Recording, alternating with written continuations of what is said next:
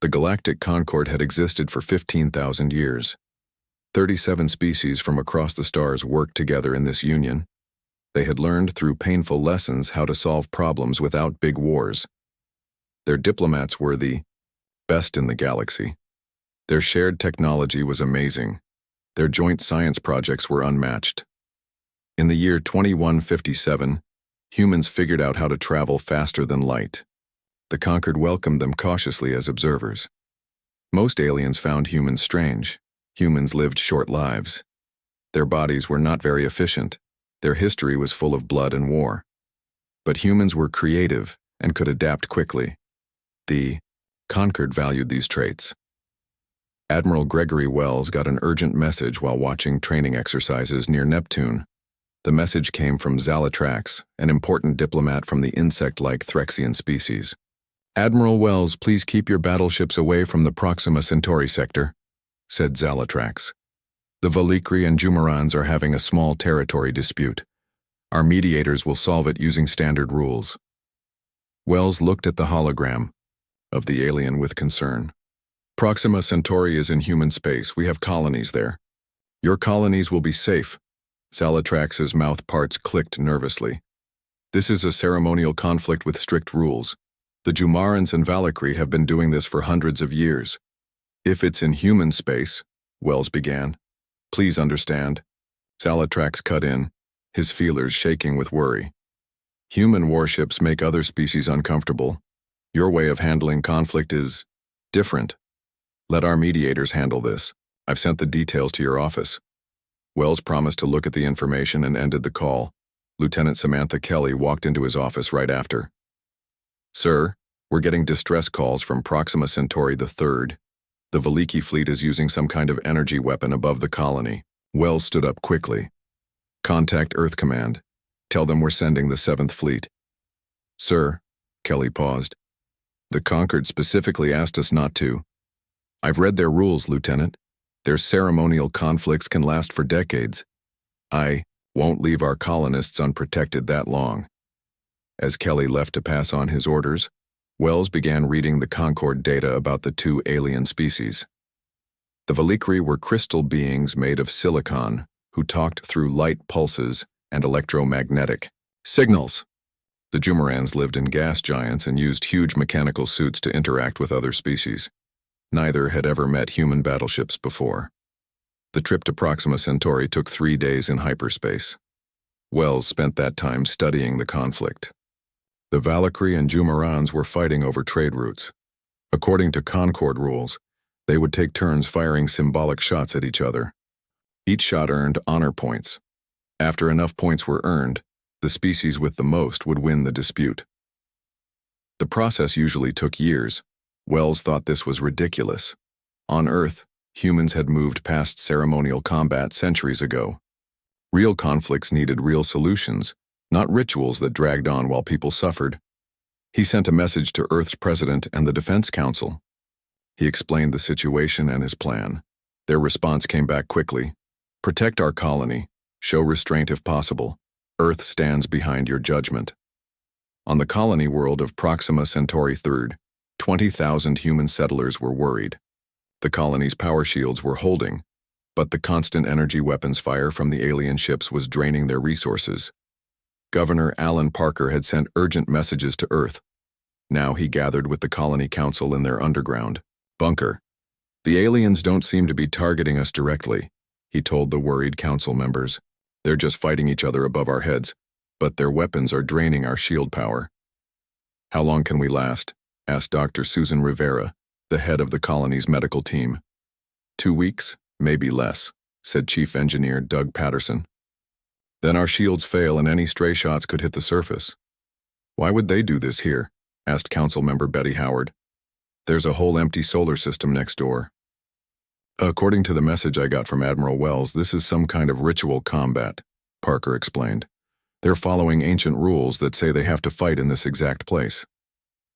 "But we live here now," Howard protested. "That's what Wells told them." Parker nodded. "He says help is coming." Back on his command ship, Admiral Wells received a new message from Zalatrax. The alien diplomat looked even more nervous than before. Admiral Wells, our sensors show the 7th Fleet has entered hyperspace headed for Proxima Centauri. I beg you to recall them. Not happening, Ambassador, Wells said firmly. Your ritual combat is threatening human lives. No lives are at risk, Zalatrax insisted. The Valkyrie and Jumaran weapons are ceremonial. Those ceremonial weapons are draining our colony's power shields. In 2 weeks, they'll be defenseless. Zalatrax's feelers drooped. I was not aware of this effect. Now you are, Wells said. And so am I, which is why the 7th Fleet continues on course. Admiral, you don't understand. Human military tactics are frightening to conquered species. Your direct approach to conflict resolution goes against 15,000 years of carefully balanced diplomacy. Then perhaps it's time for some new diplomacy, Wells replied. Ones that doesn't leave innocent bystanders in danger. The conquered council will see this as an aggressive act, Zalatrax warned. I see aliens endangering a human colony as an aggressive act, Wells countered. The fleet will arrive in 2 days. I suggest you inform the Valkyrie and Jumarans. After Zalatrax's image faded, Wells sat back in his chair. He knew he was taking a risk. Humanity was new to the galactic community. They needed the Concord's friendship and trade, but they also needed to establish that they would protect their own. As his ship cruised through hyperspace, Wells thought about Earth's long history of war. Humans had learned painful lessons about conflict. They had moved from tribe against tribe to nation against nation to world wars that nearly destroyed everything. Now they had peace on Earth, not through ritual combat or ceremonial posturing, but through practical solutions and firm defense. Maybe the galaxy could learn something from humanity after all. The 7th Fleet, 12 of Earth's most powerful warships, continued through the swirling colors of hyperspace toward Proxima Centauri. In 2 days, the Valkyrie and Jumarans would learn what human battleships were capable of, and the 15,000-year-old traditions of the Galactic Concord would face their greatest challenge ever.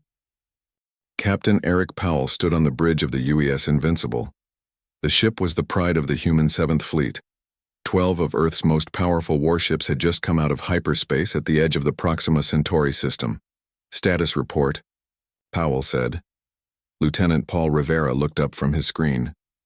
Sir, I can see 2 fleets orbiting Proxima Centauri 3rd.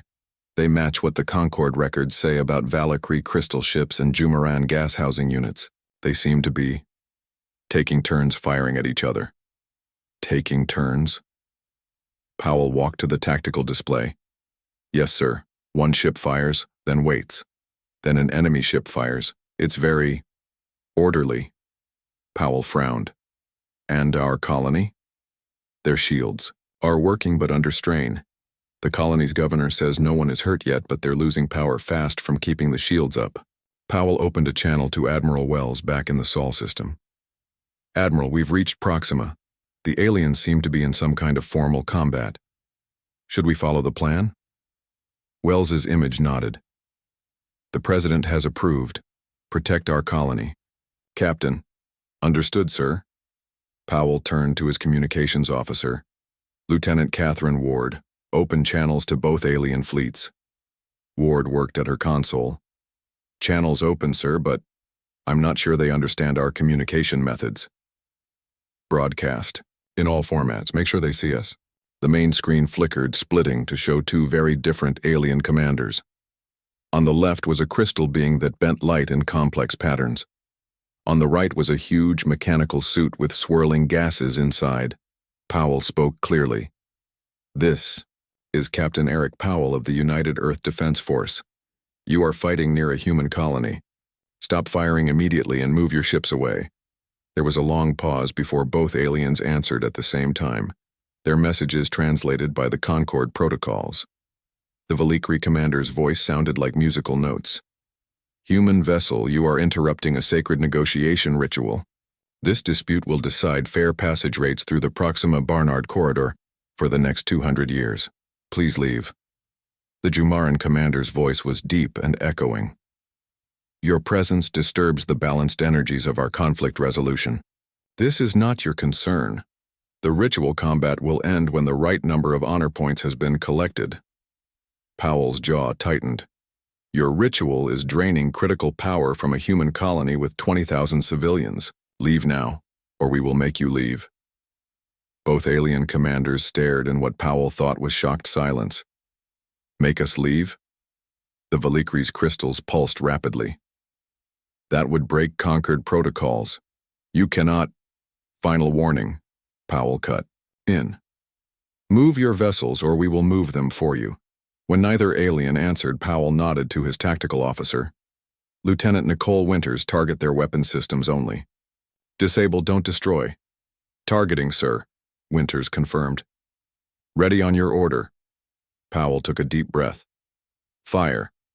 The human battleships all fired at once, their attack pattern completely different from the ritual exchanges the aliens had been practicing. Precise energy beams cut through the alien vessels' weapons arrays, while electromagnetic pulses disrupted their systems. In just minutes, both alien fleets hung powerless in space, their weapons disabled. The bridge was quiet until Rivera spoke. Sir, we're being hailed by every ship in both fleets at the same time. Powell raised an eyebrow. Put them through. The screen filled with a chaotic mix of crystal aliens and gas-filled suits all trying to speak at once. Powell held up a hand. One at a time, please, he said firmly. Valkyrie Commander first. The crystal being's lights pulsed frantically. This is unprecedented. You have interfered with a sacred ritual that has been performed for thousands of years. Your sacred ritual was endangering human lives. Powell replied coldly. Jumaran Commander, your response? The gas being's suit moved forward. Your attack pattern? It violated all combat protocols. You fired simultaneously instead of taking turns. You targeted multiple systems at once instead of focusing on shield points. We don't play games with people's lives, Powell said. Now here's what happens next. Both your fleets will move to the edge of this system. If you wish to continue your ritual, do it there, where it won't affect our colony. Impossible, the Valkyrie commander flashed. The ritual must take place in the exact coordinates specified by the ancient accords. Powell leaned forward. Those ancient accords were written before humans built a colony here. Times change, adapt. And if we refuse, asked the Jumaran, then we'll tow your disabled ships to the edge of the system ourselves and leave you there, Powell said. Either way, this ritual is not continuing above our colony.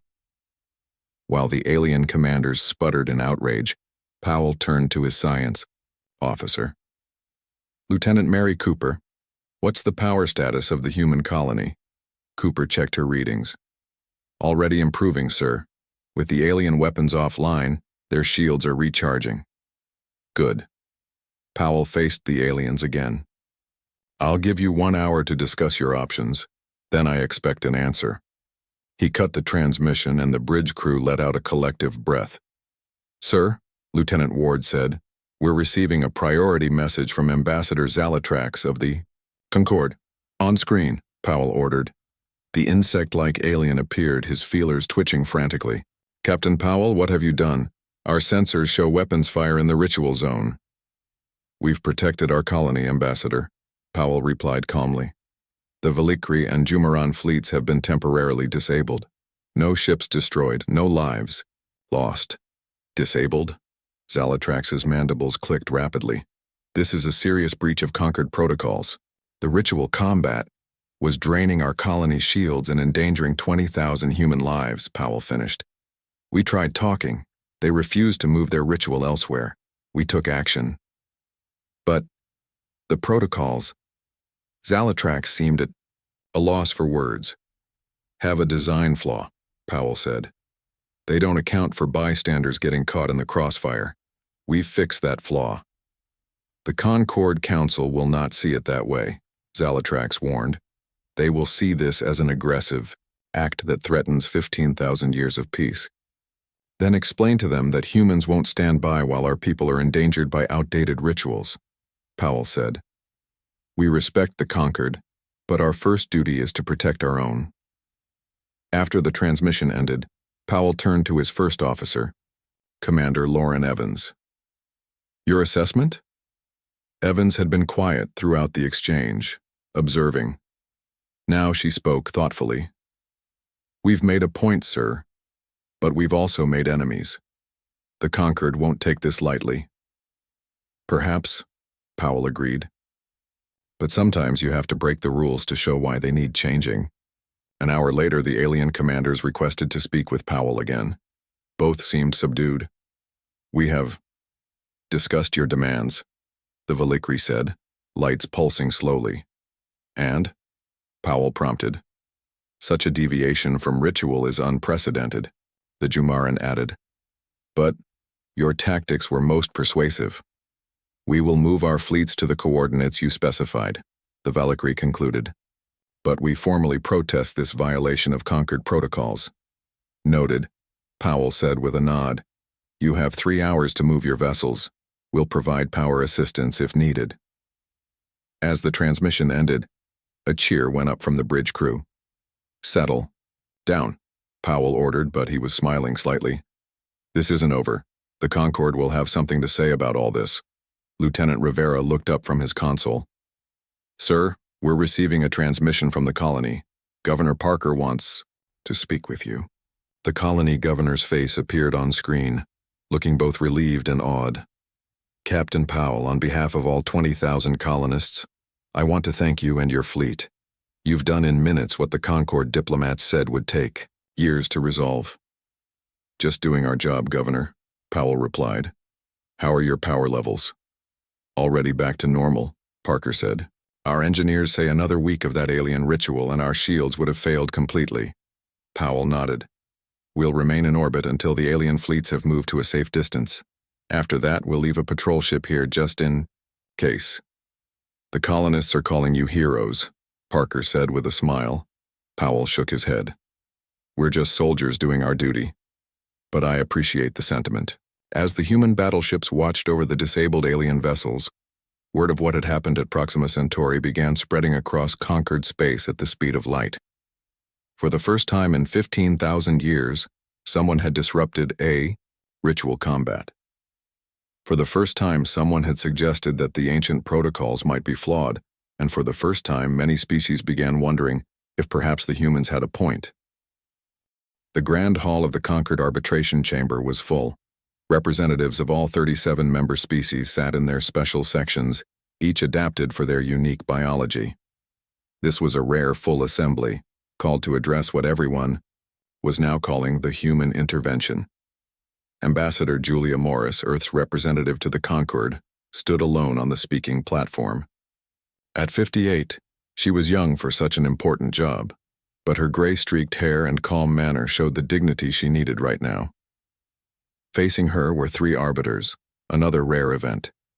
The arbiters represented the oldest Concorde species, a Melosian crystal entity, a Dralthun mind collective, and an ancient Phyrexian observer. The Melosian arbiter spoke first, its voice translated into standard Concorde audio. "Ambassador Morris, for 15,000 years, the Concorde has kept peace through a complex system of ritual combat.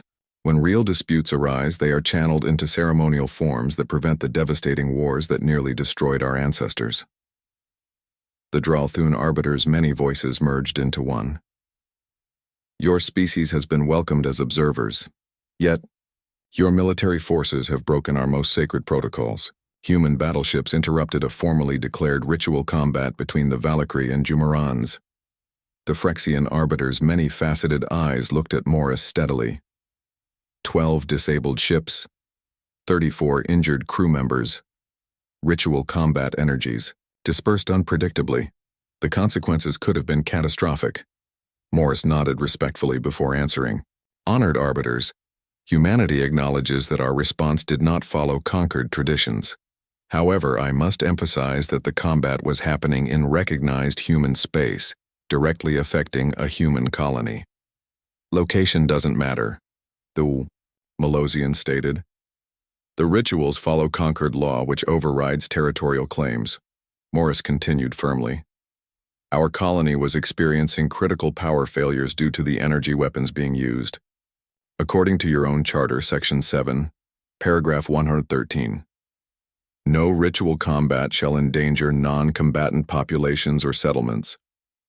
A murmur spread through the assembly. Furthermore, Morris added, Earth was given observer status, but never properly briefed on ritual combat protocols. Admiral Wells received only a vague warning from Ambassador Zalatrax, with no explanation of the potential danger to our colony. The Dralthun arbiters' voices became discordant. This is troubling. Proper notification protocols must be followed. This Phyrexian arbiter tilted its head. Ambassador Zalatrax, you will address this allegation. The Phyrexian diplomat rose from his section. I informed Admiral Wells of the situation. Did you specify the danger to the human colony? Morris pressed. I assumed the energy drain would be negligible. Another murmur, louder this time. The Melosian arbiter's crystalline form dimmed slightly. This is irregular. However, it does not excuse the human military response. Captain, Powell was offered explanation by both fleet commanders and chose violence nonetheless. Not violence, Morris corrected. Intervention. No ships were destroyed, no lives were lost. The human fleet disabled weapon systems only, with remarkable precision that your own military analysts have verified. The method doesn't matter, the Dralthun insisted. The interference itself violated— May I speak? A new voice interrupted the proceedings. All eyes turned to see an enormous environmental suit housing a Jumaran representative. High Commander Zulvash of the Jumaran Unity wishes to address the assembly, announced the Chamber's protocol officer. The arbiters conferred briefly before nodding approval. Zulvash's environment suit moved to the secondary speaking platform. The human intervention was unexpected, but I must inform the assembly that after analyzing their tactical response, the Jumaran Unity has reconsidered our position in the original dispute. Now the chamber erupted in shocked exclamations. The precision and coordination of the human vessels, Zulvash continued, demonstrated capabilities we had not anticipated. Their restraint was educational. The Valkyrie Consortium and Jumaran Unity have agreed to accept a new arbitration proposal, sharing passage rights equally for the next 50 years rather than continuing our ritual combat. Ambassador Morris maintained a diplomatic expression, but Chief Strategic Analyst Frank Bennett, sitting in the human section, couldn't suppress a small smile. Is this true? The Melosian arbiter asked, turning to the Valkyrie representative, the crystalline being floated forward, light patterns shifting in what humans had learned to recognize as reluctant agreement. It is. We have signed the accord this morning. Arbiters conferred again, this time for several minutes. The Grand Hall remained silent, every species representative watching with interest. Finally, the Phyrexian arbiter spoke. This is unprecedented. A ritual combat concluded without the required honor points being accumulated, and yet, both parties accept the outcome. Because the human intervention forced us to reconsider our positions, Zulvash explained. Their tactics showed us that there are more efficient ways to resolve disputes than century-long rituals. The Dralthun arbiter seemed disturbed. But efficiency is not the goal of ritual combat. The goal is to channel aggression into harmless ceremony. Was it harmless to the human colony? Morris asked quietly. 20,000 lives were at risk because two species needed to accumulate honor points. A new voice entered the debate. From the Kelbraxian section, senior diplomat Renthal rose. The Kelbraxians were one of the younger Concord species, only joining 2,000 years ago. Honored arbiters, may I offer a perspective? When my species joined the Concord, we too found the ritual combat protocol strange and inefficient, but we adapted as all members must. However, the humans have shown us something important. Our protocols, while well-intentioned, can have unintended consequences for innocent bystanders. The Phyrexian arbiter considered this. What are you suggesting, Diplomat Renthal? Perhaps it is time to review the protocols, Renthal suggested. Not to abandon them, but to improve them, to ensure they truly serve their original purpose, preventing destructive war, rather than becoming rigid traditions that cannot adapt to new circumstances. More murmurs filled the chamber. but these sounded thoughtful rather than outraged. The Melosian arbiter's crystalline structure glowed brightly. This is highly irregular. The protocols have served us for 15 millennia. And they can serve us for 15 more, Morris said, with some sensible adjustments. Humanity does not wish to disrupt the peace the conquered has built. We wish to enhance it. The Dralthun arbiter's voice harmony shifted to a contemplative pattern. The sudden resolution of the Valikri-Jumaran dispute is intriguing. A conflict that our mediators predicted would last at least 2 more decades, resolved in a single day. While breaking numerous sacred protocols, the Melosian added. Yes, the Phyrexian acknowledged, but with an outcome acceptable to both parties. This merits further study. Ambassador Morris sensed an opening. Honored arbiters, humanity respectfully requests the formation of a joint commission to review the ritual combat protocols. We believe that with input from all species, we can preserve the peacekeeping intent while addressing potential flaws. The arbiters conferred once more, then the Phyrexian spoke for all 3. The request is granted, Ambassador Morris. A commission will be formed with representatives from all member species, including Earth. Until its findings are presented, all ritual combats in or near human-settled systems will be suspended. As the assembly began to disperse, Ambassador Morris was approached by Zalatrax, the Phyrexian diplomat who had warned Admiral Wells. A most unexpected outcome, Zalatrax said, mandibles clicking nervously. I must apologize for my failure to properly warn your admiral about the potential danger to your colony. Morris nodded. Apology accepted, Ambassador. I understand that from the Concord's perspective, the energy drain of ritual combat is a small price to pay for peace. It has always been so, Zalatrax agreed. But perhaps we have grown too comfortable with our ancient ways. The humans have given us much to think about. That's what newcomers often bring to established groups, Morris said with a smile. Fresh perspectives. As she walked away, Morris was intercepted by Frank Bennett, the strategic analyst. Masterfully handled, Ambassador, he said quietly. The arbiters were ready to censure Earth, and instead you've got them reviewing their own protocols. The situation helped, Morris admitted. The quick resolution of the Valikri-Jumaran dispute was a powerful argument in our favor. Yes, but that wouldn't have happened without Captain Powell's intervention, Bennett pointed out. His decisive action forced them to reconsider positions they'd held for centuries. Morris nodded thoughtfully. It's ironic. The conquered created their ritual combat to prevent real war. But over time, the rituals became so elaborate that they forgot the original purpose. Sometimes, it takes an outsider to remind you of your own values. So what happens now? Bennett asked as they exited the Grand Hall. Now we join the Commission and help the Concord update their protocols, Morris said. And we make sure they understand that while humanity respects their traditions, we will always protect our own. Back in the Sol system, Admiral Wells received Morris's report on the proceedings. He read it carefully, then called in his staff. The private chamber of the Conquered High Council was sealed against all listening devices. Only 7 beings were present. The 3 arbiters, 2 senior strategists, Ambassador Zalatrax, and a mysterious hooded figure known only as the Memory Keeper. This cannot continue, the Melosian arbiter's crystalline form pulsed with worry.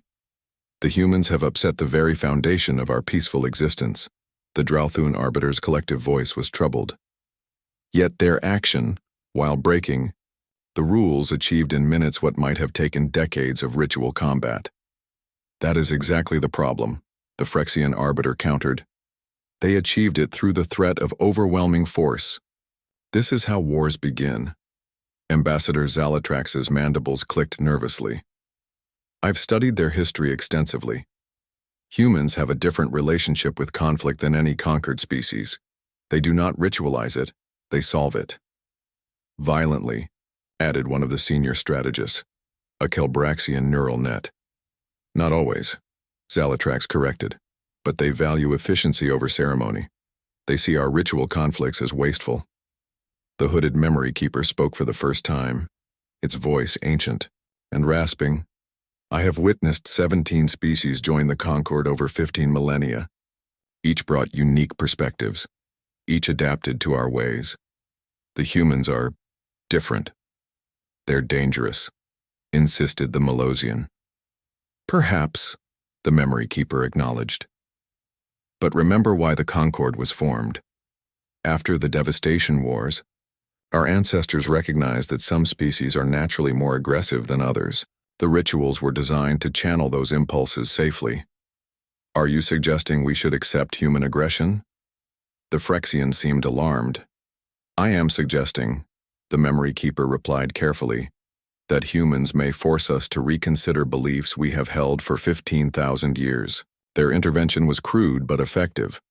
Both disputing parties found the demonstration so compelling that they abandoned centuries of tradition to seek immediate resolution. The second senior strategist, a Volrathi probability engine, hummed softly before speaking. My calculations indicate that if human battleships become involved in Concord disputes, 87% of ritual conflicts would conclude within days rather than decades.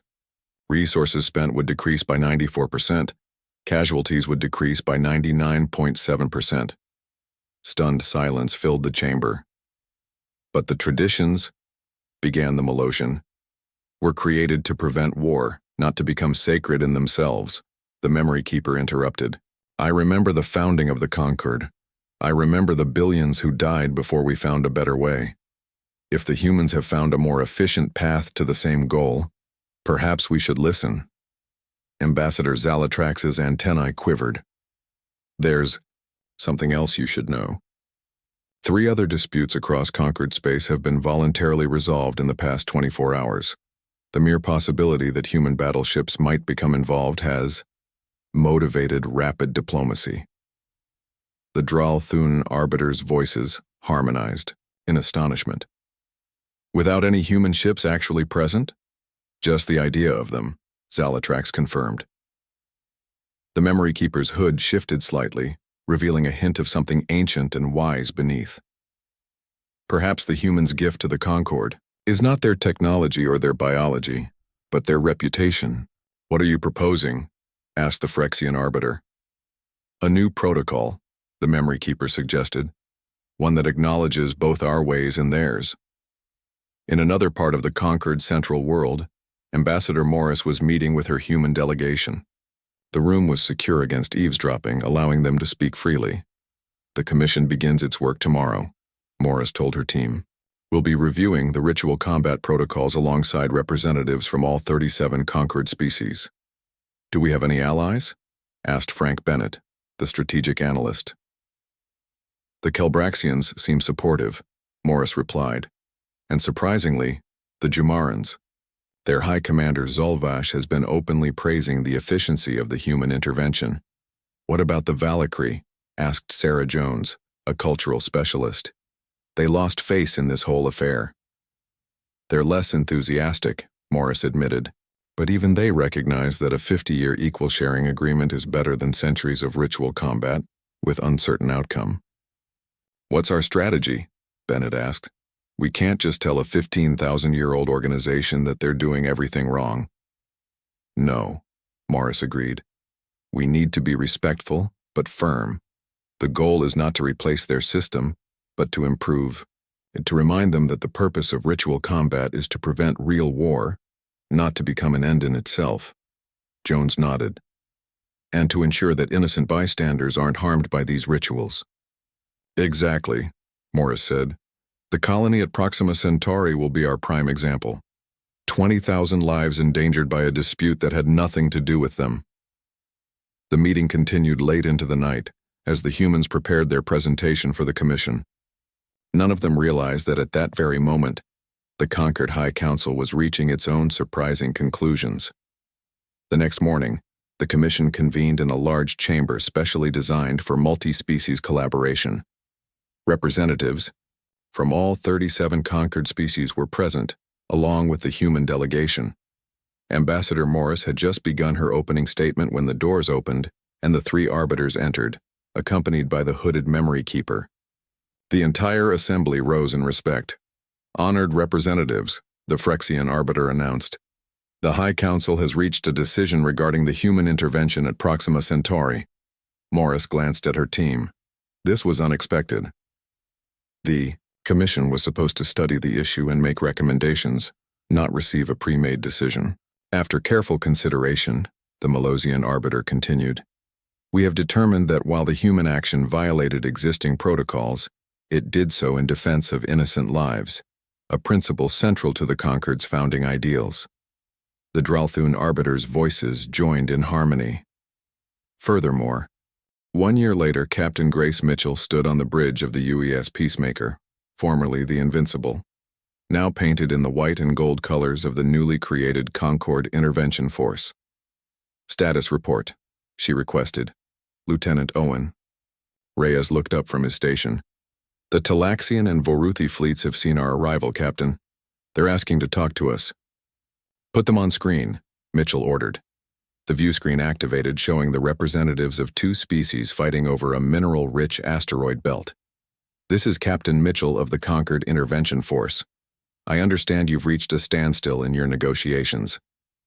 The Talaxian ambassador, a being made of living metal, responded first. Captain, we welcome the intervention force. Our dispute has continued for 7 standard months with no resolution. The Voruthi representative, a tentacled creature floating in a containment field, added, both sides have presented their ritual arguments, but we cannot agree on a fair distribution of mining rights. Mitchell nodded. Under the new Concord Protocol 217, you have jointly requested human intervention. Be advised that I am authorized to implement a binding resolution if you cannot reach agreement within 48 hours. Both aliens visibly reacted to this statement. Perhaps, the Talaxian suggested quickly, we could restart our negotiation team immediately?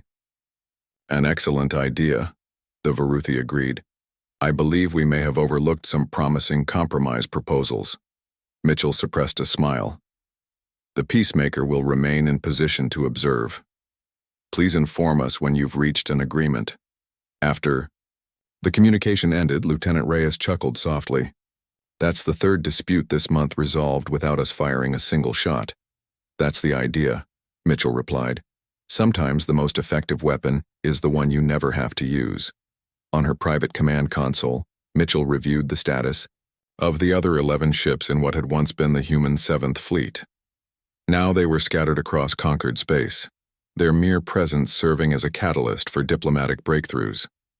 Admiral Wells had been right. When the Concord proposed their unusual solution, creating a special intervention force composed entirely of human battleships that could be called upon by mutual consent of disputing parties, many on Earth had been skeptical. They're just using us as their boogeyman, one politician had complained. Wells had seen it differently. For 15,000 years, they've been trying to avoid war through endless ritual. We showed them something they'd forgotten, that sometimes decisive action prevents greater suffering. Mitchell's console chimed with an incoming message from Ambassador Morris on the conquered Central World. Captain, congratulations on another successful intervention. The Conquered High Council has just approved the expansion of the intervention force. 10 more human battleships will be recommissioned under Protocol 217. That's good news, Ambassador. Morris smiled. There's more. The Memory Keeper has proposed a new amendment to the Concord Charter. For the first time in 15 millennia, they're updating their founding document. What does it say? Mitchell asked. It's still being finalized. But the key phrase translates roughly as, for the sake of everything sacred, when diplomacy falters, call the human battleships. Mitchell laughed. From wanting to keep us out to calling us in. Quite a change in 1 year. The Concord adapts slowly, but it does adapt, Morris replied. That's how it has survived for so long. After the transmission ended, Mitchell left the bridge to tour her ship. The Peacemaker was still a powerful warship, but its mission had changed fundamentally. Its weapons were now used only as a last resort. Its very presence was usually enough to motivate peaceful solutions. As she walked the corridors, crew members nodded respectfully. Many had served on the ship when it was the Invincible, part of Earth's defense force. Now they were part of something larger, a galactic peacekeeping mission. In the ship's mess hall, Mitchell found a group of officers discussing their latest mission. "Captain on deck," called Lieutenant Ashley Rodriguez, and everyone started to stand. "At ease," Mitchell said, taking a seat among them. "How's the crew holding up with these diplomatic missions?" "Some of the weapons officers are getting bored," admitted Chief Weapons Officer Dan Wilson with a grin. "Hard to stay sharp when you never fire a shot." "Keep running those drills," Mitchell advised. "The day may come when we need to do more. Then just show up." "Do you think it will?" asked Rodriguez. "So far, just our arrival has been enough to shock them into making deals." Mitchell considered the question. "The novelty will wear off eventually. Right now, the conquered species are still adjusting to our style of conflict resolution. They find it alarming but effective. In time, they'll get used to us." "And then?" Wilson asked. "Then we'll need to be ready to back up our reputation with action," Mitchell said, "but always with restraint. Remember, our goal isn't to fight their wars for them. It's to show them that wars can be prevented without centuries of ritual combat." Later, that day, Mitchell received a surprising request. A delegation from the Valikri Consortium, the crystalline beings who had been involved in the original incident at Proxima Centauri, wanted to tour the Peacemaker. Mitchell met them in the ship's main conference room. 3 Valikri representatives floated in, their crystal bodies refracting light in complex patterns. "Welcome aboard the Peacemaker," Mitchell greeted them. "This is unexpected." The lead Valikri's lights pulsed in the pattern that humans had learned meant formal greeting. "Captain Mitchell, we appreciate you receiving us. The Valikri Consortium has been studying human tactics since our encounter at Proxima Centauri." "I see," Mitchell said carefully. The Valikri had been among the most opposed to Protocol 217.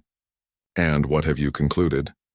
"That we misunderstood your species initially," the Valikri admitted, colors shifting to indicate what might be embarrassment. "We saw your direct approach as aggressive, even barbaric. But we have observed your intervention force for the past year. You use the minimum force required. You seek peaceful solutions. These are not the actions of a warrior race, but of skilled peacekeepers." Mitchell was surprised by this assessment. "Thank you for that insight.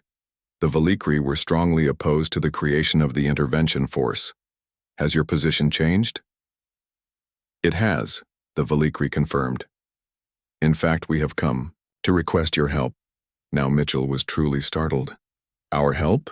"The Valikri Consortium has a dispute with the Hrul Dominion over territory near the Cygnus Arm. Under normal conquered protocols, this would require at least 50 years of ritual combat to resolve." "And you don't want to wait that long," Mitchell guessed. "Correct.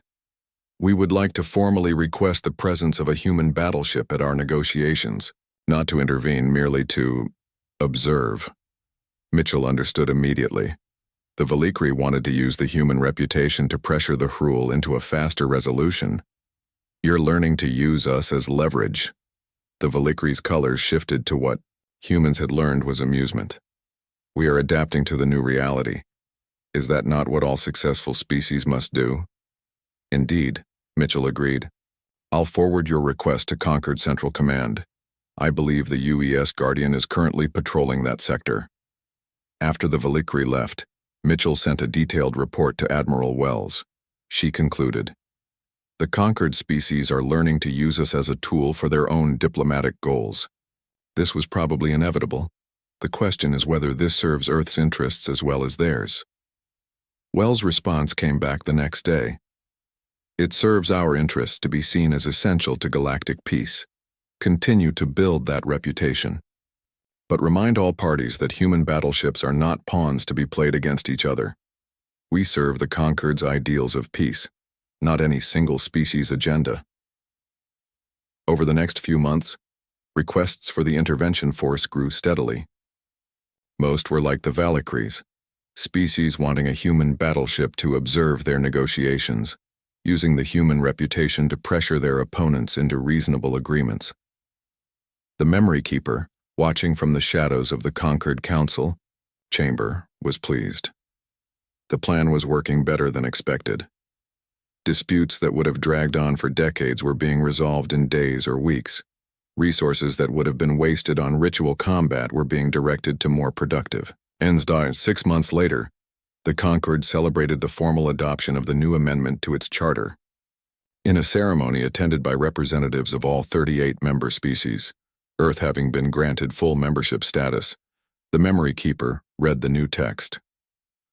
When traditional methods fail to resolve conflicts in a timely manner, or when innocent lives are endangered by ongoing disputes, the Concord may invoke Protocol 217, calling upon the Human Intervention Force to observe or, if necessary, facilitate resolution through their unique methods. For the sake of everything sacred, remember that peace itself is more important than the rituals designed to preserve it. Ambassador Morris, standing with the Earth delegation, felt a profound sense of accomplishment. In less than 2 years, humanity had gone from newcomers to essential partners in galactic peace. After the ceremony, she was approached by a Jumaran representative, none other than High Commander Zulvash, who had been present at the original Proxima Centauri incident.